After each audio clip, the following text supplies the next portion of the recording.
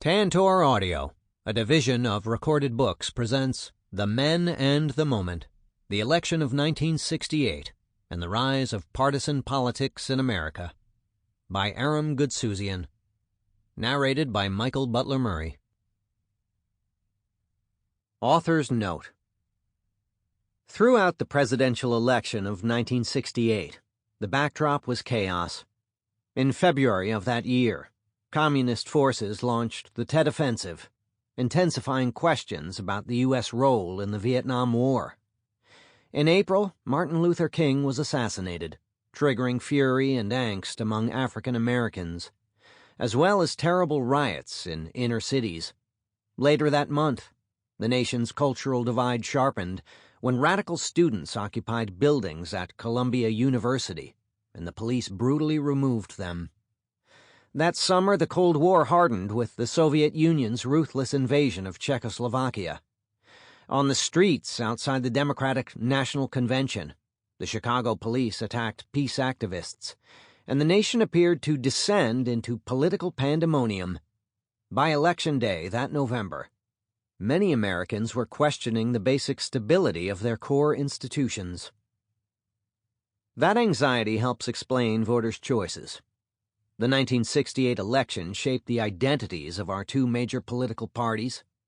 It signaled the end of a long liberal era in American politics that began with the New Deal of the 1930s. The Democratic coalition, which included the urban working class, African Americans, intellectuals, and white Southerners, met its demise. The party has since struggled to advocate progressive policies while capturing the political center. Just as important, the election mobilized the conservative forces that dominated the era to come. The Republican Party resonated with the comfortable yet nervous middle class, spreading into the growing suburbs and the emerging South, while learning to absorb an emerging populist conservatism. The presidential campaign of 1968 was a last hurrah for the old politics, in which political machines and party leaders determined the major nominees. It also highlighted a new politics, in which candidates took their cases right to the people through party primaries and modern technology. On both the left and right, candidates seized hot-button issues to alter the larger political dynamic. And more than any previous campaign, it showcased the transformative power of television to package candidates. The candidates were extraordinary personalities. The Democrats battled for the soul of their party. Like a cunning tortured king out of Shakespeare, Lyndon Johnson presided over the action, even after his shocking decision not to seek re-election. Eugene McCarthy was the rallying figure for a remarkable grassroots campaign rooted in opposition to the Vietnam War, even as he sabotaged his prospects through his diffidence. Bobby Kennedy, both adored and despised, was evolving from his brother's prickly lieutenant into a charismatic hero of common folk, only to die at the hands of an assassin. Hubert Humphrey, bullied into servility as Johnson's vice president, needed an independent strategy on the Vietnam War to finally become his own man. On the Republican side, the magnetic figures of Nelson Rockefeller and Ronald Reagan pulled on the left and right wings, respectively, of the party. Meanwhile, the fiery George Wallace almost toppled the two-party system with his aggressive politics of reactionary resentment. But it was Richard Nixon who found the language of the Republican resurgence: law and order to contain urban violence, patriotic vagueness on Vietnam, and appeals to forgotten Americans who resented the Great Society's devotion of resources to the poor, oppressed, and black. By winning the presidency, Nixon completed the greatest comeback in modern American political history. Only Nixon committed to running throughout the election cycle. Only Nixon calculated an approach of pragmatism over principle. Only Nixon exploited all the tools available to him, from slick television ads to diplomatic deception.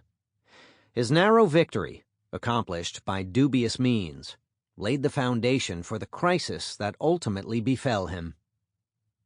As you might imagine, many books describe the presidential election of 1968. In its immediate aftermath, journalists from the United States and Great Britain wrote long, detailed, insightful accounts. Popular writers have described the election alongside trends in American culture and developments around the globe. Excellent biographies, enhanced by archival research and personal interviews, depict all the major candidates. Political scientists have analyzed electoral strategies and party processes. Academic historians have contextualized the election through studies of grassroots politics. This book seeks to pull together these strands into a short, engaging narrative.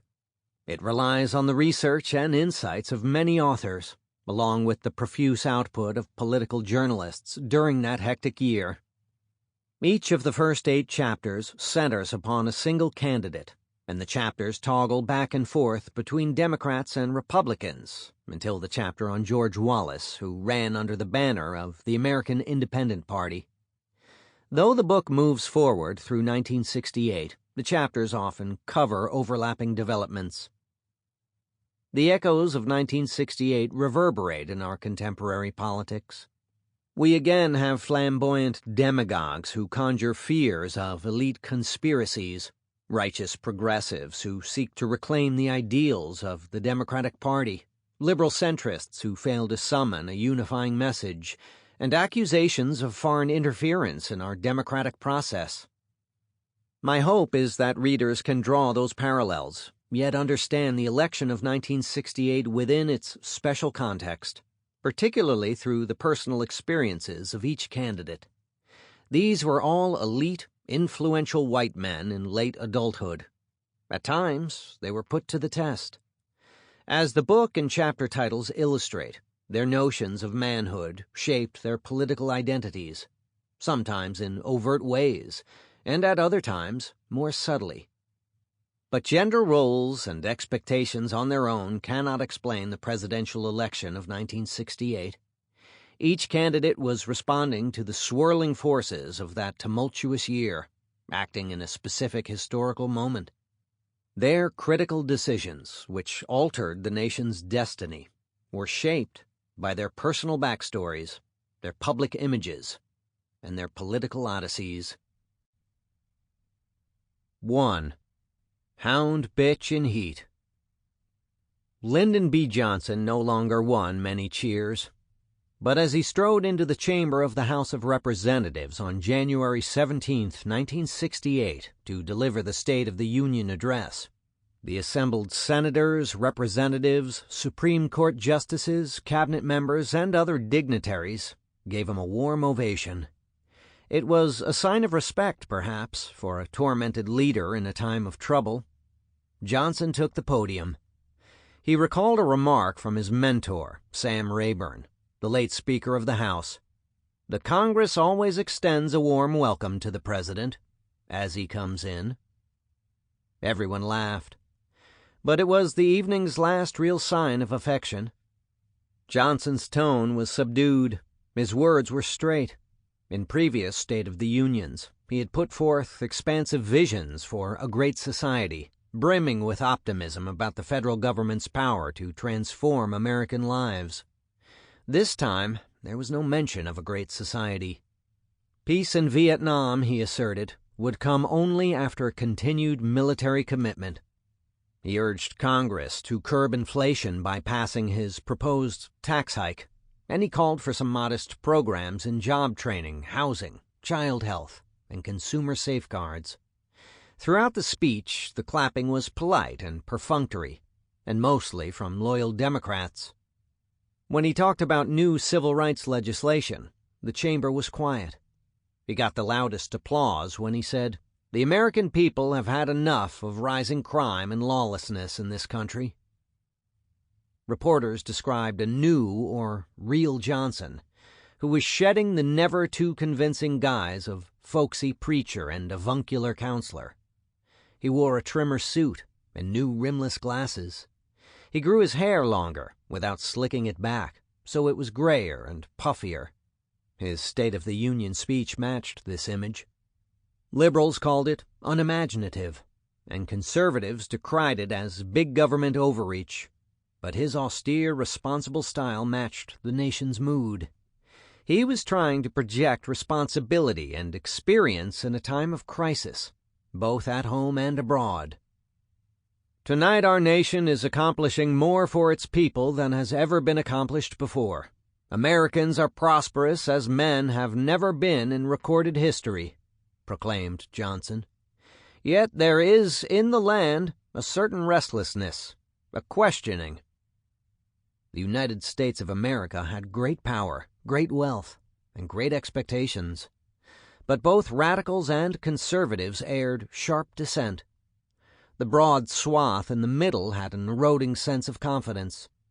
Was Johnson the right leader for this moment? As he spoke, he reached into his pocket, fishing for a piece of paper, a surprise ending. The paper was not there. It was sitting in his White House bedroom by his telephone. On some level, he knew this, but he reached into his pocket anyway. For now, he remained the leading candidate in the presidential election of 1968. Johnson's life was politics, and he loved power. He had no real hobbies and few real friends. He worked long days with exceptional gusto. To his aides, he could be extraordinarily cruel, berating them, exhausting them with demands for work, carrying on discussions while plopped on the toilet. Yet he showered the same people with flattery and gifts, winning their loyalty. He was a man that knew how to use people. He studied their needs, their wants, their flaws.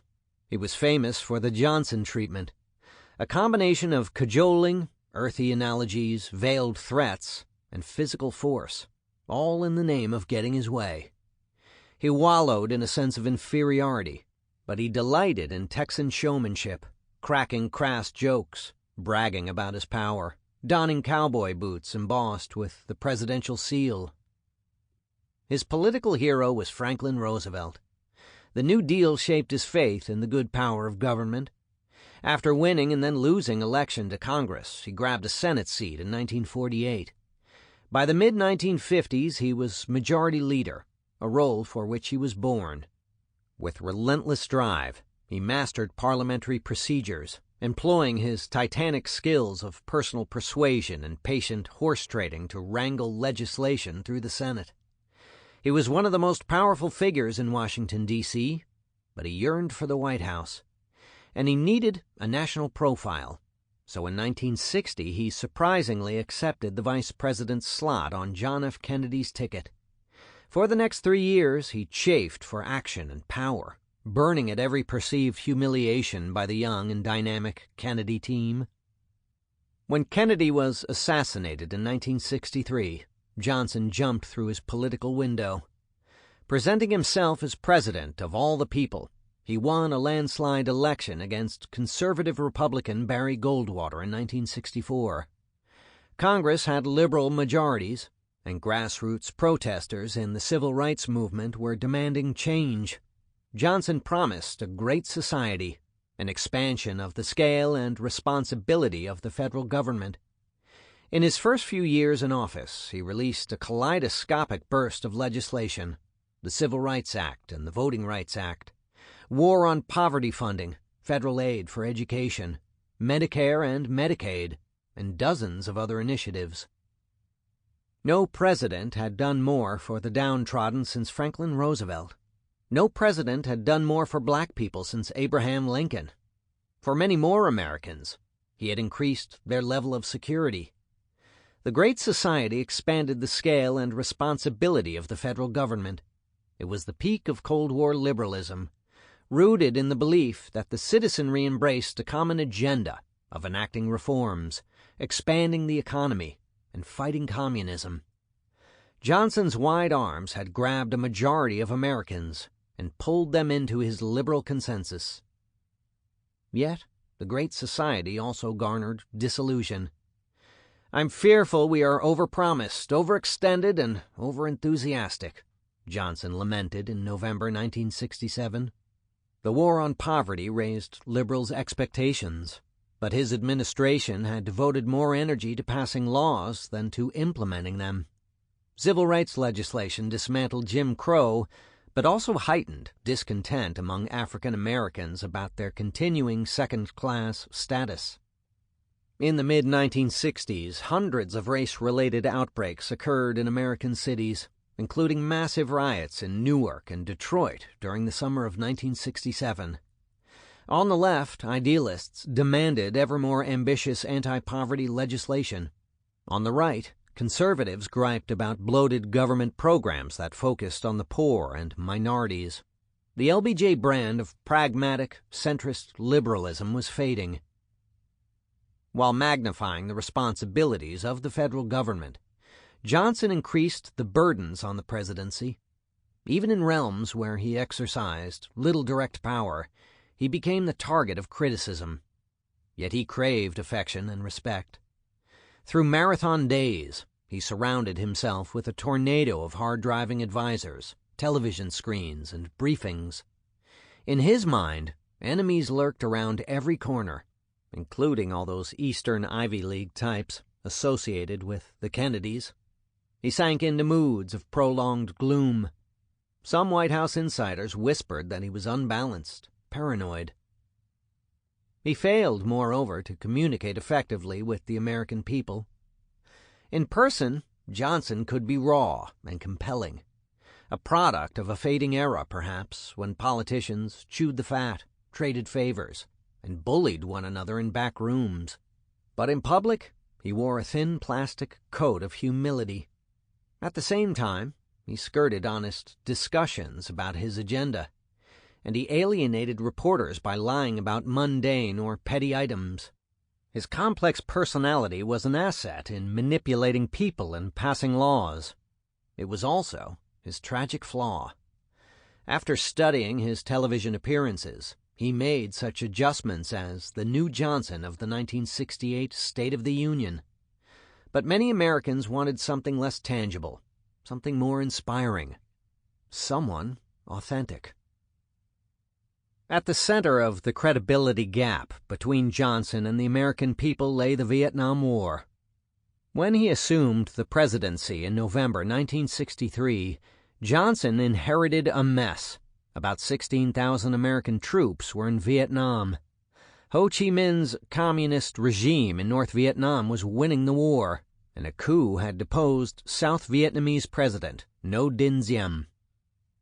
Temperamentally, Johnson was much better suited to push legislation through Congress than to implement foreign policy. With more self-assurance in international affairs, he might have realized the pitfalls of large-scale military intervention.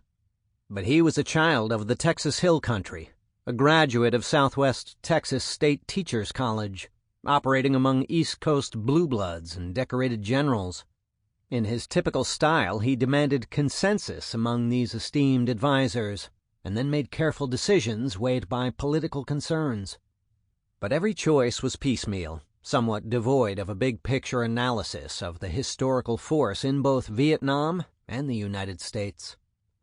Moreover, Johnson excluded most of the dissenting voices from his inner circle. The effect was to concentrate the president's power, escalate the military's commitment, and heighten America's divisions. In 1964, after reported attacks on a U.S. destroyer, Congress approved the Gulf of Tonkin Resolution, which sanctioned the commander-in-chief to combat communist forces in Vietnam. Johnson used this short-term measure as a blanket authority for waging war. In early 1965, after a raid on an Air Force station in Pleiku, Johnson started intense bombing raids in North Vietnam. That summer, U.S. ground forces started pouring into Southeast Asia. Out of some combination of Cold War principles and political calculation, he declared, "I am not going to lose Vietnam." By the end of 1966, 450,000 American personnel were there. Johnson sought military solutions, but he faced an essentially political problem. The communist Viet Cong controlled much of the South Vietnamese countryside, and the corrupt government in Saigon was losing legitimacy. Johnson never introduced a genuine Vietnam debate to Congress, nor did he level with the American people. He failed to explain how the war served the national purpose, and he avoided any call for sacrifice. Why were 500,000 troops in South Vietnam by 1968? What did their military victories actually accomplish? The press started depicting Johnson as out of touch, surrounded by yes-men, a devious warmonger. For all his political talents, he won little loyalty or affection from average Americans. He polled as low as 23% about his handling of the war and his general performance. When Time declared him 1967's Man of the Year, the cover caricatured him as King Lear, doomed by foolish pride, a tragic embodiment of a dwindling national spirit. By then, dissident liberals were leading a Dump Johnson movement, seeking a new Democratic nominee for the 1968 election. Some prominent politicians questioned the rationale behind the war. Intellectuals, clergy, and newspaper editors griped that the war abused American power and siphoned resources from the Great Society. College students and radical groups engaged in dramatic public protests. During a White House luncheon in January 1968, the entertainer Eartha Kitt scolded Johnson's wife, Lady Bird, blaming the war for the nation's larger disaffection. "You send the best of this country off to be shot and maimed," seethed Kitt. More and more, Johnson isolated himself in the Oval Office. Envisioning himself as an embattled wartime president in the mold of Abraham Lincoln, he stayed the course. He believed that Ho Chi Minh would exploit any bombing pause for military advantage, and he refused to compromise the security of American troops. A genuine peace also needed the consent of South Vietnam's president, Nguyen Van Thu, who refused to recognize the National Liberation Front, the communist political body within South Vietnam. At the end of 1967, Johnson emphasized Thu's important role during a round-the-world diplomatic tour. He had transformed a visit to Australia, for the funeral of Prime Minister Harold Holt, into a minor Asian summit, followed by surprise stops in Thailand, Vietnam, and Pakistan. The trip was classic Johnson, a whirlwind of secrecy and ostentation. The last stop was Rome, where he gave Pope Paul VI a bust of himself. Ultimately, for Lyndon Johnson, politics was a test of manhood. He had big macho appetites.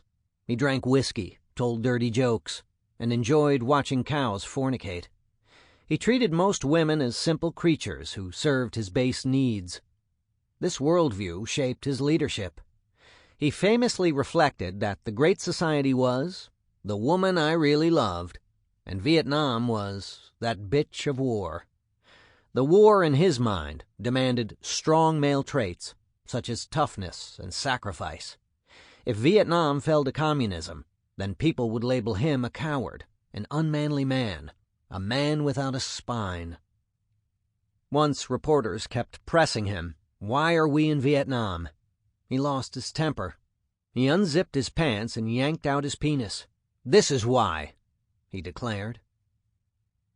Perhaps Johnson could imitate Harry Truman. 20 years earlier, Truman had suffered defections on both flanks of the Democratic Party. Yet he rallied his base to win re-election as president. But Truman had personal warmth, a common touch. Johnson did not. LBJ was a big, meaty target for those who saw a rickety national scaffolding, undermined by inner-city race riots and an inconclusive war. He was losing loyalty among his party's traditional supporters, including Jewish, black, and young voters. Meanwhile, the larger Democratic coalition was eroding. Since the New Deal, the Democrats had pulled together a diverse lot, including white Southerners, liberal intellectuals, big city party bosses, labor unions, farmers, and racial and ethnic minorities. But the Great Society's civil rights legislation disenchanted white Southerners. Journalists, professors, clergy, and other liberal agenda setters hated the Vietnam War. The influence of urban bosses had declined. Labor union leaders still supported Johnson, but the rank and file no longer professed automatic loyalty to the Democrats. At its foundation, The Democratic Party was built on what Franklin Roosevelt had called the forgotten man at the bottom of the economic pyramid. The booming post-war economy, combined with a vigorous federal welfare state, propelled much of that population into the middle class. By 1968, the average voter in the United States was the most prosperous citizen in world history. Statistically, this person was white and middle-aged, had a mortgage on a relatively new suburban house, owned at least one car, and despite higher taxes, had seen a 20% rise in income since 1960. Fewer Americans considered themselves poor. Instead, they shared anxieties about the future. Would their homes maintain value? Could their children get college educations? Were their sons going to die in Vietnam? Yet, through the winter of 1968, the Democrats' nomination of Lyndon Johnson seemed inevitable. Party members started endorsing him, and a majority of delegates for that summer's Democratic National Convention supported him. His only open challenger was Minnesota Senator Eugene McCarthy, a lazy politician with a slapdash campaign. New York Senator Robert Kennedy, a more serious threat, kept waffling on a presidential run. Johnson eschewed campaigning in the primary elections in New Hampshire and Wisconsin. Instead, he sought to project authority from the White House. After the State of the Union, he kept delivering speeches that touted domestic achievements and maintained commitments to Vietnam. But Johnson endured only more troubles. The international gold market was in crisis, and the United States faced huge trade deficits. The Vietnam War cost $20 billion a year. Inflation threatened the economy. Confidence in the American dollar declined. In the House of Representatives, Wilbur Mills, the influential chairman of the Ways and Means Committee, refused to endorse the president's request for a 10% tax surcharge. In the Senate, conservatives blocked Johnson's civil rights initiatives, including a bill to ban racial discrimination in the sale or rental of housing. That winter, the presidentially appointed National Advisory Commission on Civil Disorders issued a widely read analysis of the urban crisis. The Kerner Report, as it was known, called for more government spending to help poor blacks in American cities, warning that the nation was moving toward two societies, one black, one white, separate and unequal. Johnson considered the Kerner Report a personal attack. Even though he agreed with its recommendations, he fumed that the commission failed to acknowledge his accomplishments. Anyway, he lacked the political leverage to enact its recommendations, so he ignored it. Humiliations piled on top of frustrations. On January 23, 1968, North Korea seized the Pueblo, a small naval vessel collecting electronic intelligence. 83 American sailors were held hostage. The communist regime of Kim Il-sung demanded that the United States apologize and promise to avoid similar missions, even though the Pueblo had been beyond North Korean waters. While battering American prestige, the hijacking stoked fears of a wider Asian war. About 50,000 American troops were already stationed in South Korea, patrolling the demilitarized zone. Johnson cautiously avoided any intensification of the dispute, even as North Korea imprisoned American sailors. The Vietnam War was straining American resources. Anticipating a major North Vietnamese offensive during the winter of 1968, U.S. military forces amassed at Khe Sanh, in the northwest corner of South Vietnam. They expected a big, decisive battle. Instead, a massive invasion hit about 100 targets throughout South Vietnam, including the capital city of Saigon. It started on January 30th, the Lunar New Year, a holiday known as Tet. The Tet offensive devastated airfields, military bases, and most of the provincial capitals. Thousands of South Vietnamese civilians died. Hundreds of thousands more were uprooted. It was more than a military surprise. For the American people, it was a psychological smack in the face. North Vietnam and the Viet Cong had proven their ability to keep striking. The press painted the Tet Offensive as a disaster. President Johnson's strategy for Vietnam has run into a dead end. Sample complete. Ready to continue?